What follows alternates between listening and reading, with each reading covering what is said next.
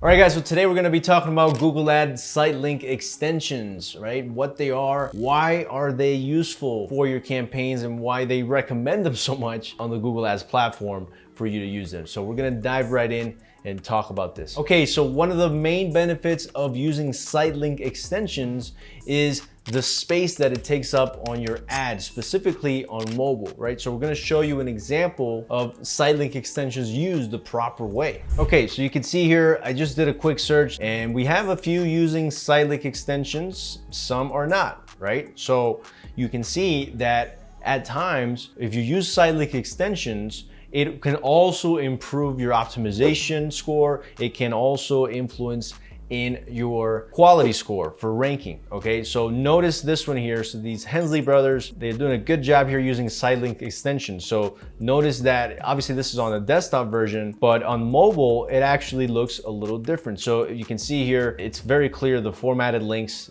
they make them look like little buttons now on the mobile side, right? So it actually looks more appealing to people to go in and click it. It's just different options as opposed to just, having a format link on desktop. But one of the second reasons why it's important, besides improving the click-through rate, you're giving options to the prospect. You're helping them, navigate through, let's say, your offering and the different services that you have. So let's say lawn care and mowing, for example. Here, they actually have, these are a bit different than lawn care and mowing. So it looks like they may have added this on the account level. And that's, again, one of the reasons. This is a perfect example of maybe what not to do in this aspect. You don't want to add these Sitelink extensions that are irrelevant to this. Like, I'm looking for lawn care and mowing. I don't need wood stripping, for example, right? I would have preferred looking at something like, hey, let's say landscaping service, right? About us, right? So one of the things that you want to include normally in your Sitelink extensions is an about us, right? So people normally want to hear more about that brand or service before they take action. Another one that's very commonly used would be the contact us. That's another reason, is that you can offer different options, again, to take that user who doesn't know about your brand and service to really get to know you, right? So if you want to prompt them to contact you, then leave a contact us and they'll click it, and then they'll get sent maybe to a contact us page where you have a phone number or a form that they can fill out, and you can measure all these reporting, which that's one of the things we'll discuss in a second. Another thing would be if you have different offers or different, let's say like a lead magnet, like a free training, for example. In this case, this client has a free training, then we have that link there where they can access it, okay? Resource center, if you have free resources as well, strongly recommend to use that. That's gonna improve the click-through rate, and it's gonna help your brand image overall and user experience. So these are some of the main reasons why you would use that. So going back to this example though, so you wanna be careful with ensuring that these are added on the ad group level. So how does that work? Okay, so when you're in Google Ads, you wanna go to Ads and Assets on the left-hand side, just below Ad Groups. You go to Assets, they change this around a little bit, and here you have the different options, okay? So these are the different assets that you can add, but we're talking about Sitelink extensions for here, okay? So notice that you can add these to the account level, right? So if you have things that are relevant to an offer or something that's kind of like ongoing, right? You want people to know about you and you have a link there, then you can just add it to the account level. Again, this is where you would edit. You want to add a description on both sides here, just to kind of describe what it is that you're offering, what space you're in, things like that. Hey, if you're a business owner and you haven't ran Google Ads before, but you know that you should, also if you're already running Google Ads or you have a different agency that's running for you, but you're not really seeing the results, then we want to invite you to click the link below and book a call with us to see if we're a good fit for you or your business.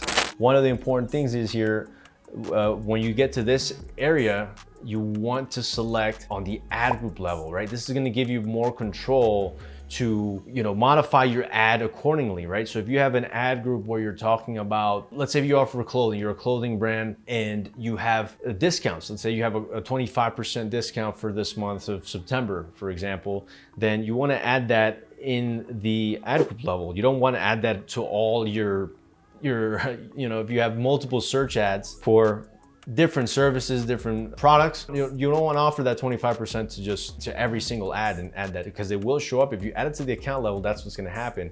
On the campaign level, I mean, if you're isolating different offers by campaign, then that's fine. You can do it that way. If you have an ad group relevant to a specific, let's say, shirt that's on sale, then it makes sense for you to do that, and just, you go in here and add 25% off, right? 25% off. And the site link extensions, you are able to add, kind of the percentage things here, and people can click it, right? So that is one of the things that you can take into account, all right? So make sure that you have all of these things lined up. If you have a website with the About Us, Contact Us, if you have different landing pages that you do want to send traffic to, right, then line those out. Line them out and decide which ones you want to include on your ads. And specifically, on the ad group level, if you're speaking to a specific subject or a product or offer, then you can create site link extensions around that, right?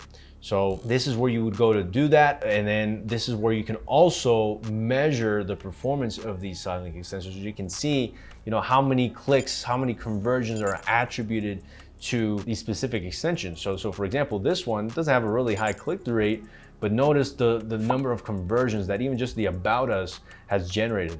These are the amount of clicks that this site link extension has generated. So based off of that, you can kind of get an idea of maybe what's getting you the best cost per conversion, what to include in future ads. So site link extensions are important.